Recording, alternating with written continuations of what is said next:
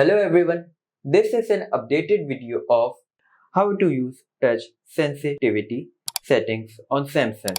To enable these settings, you need to go to your mobile settings, then scroll down and go to display. From here, scroll down and here you will see touch sensitivity option. So how to use it and what is the difference and what this feature do, let me tell you. First, as you can see, it is disabled now, and if you are wearing glove or anything in your hands, let me show you with example. I have this microfiber cloth and I will wrap my finger in it. Now I will try to use mobile with it. As you can see, I can't tap out anything. But after enabling this option, let me show you the difference.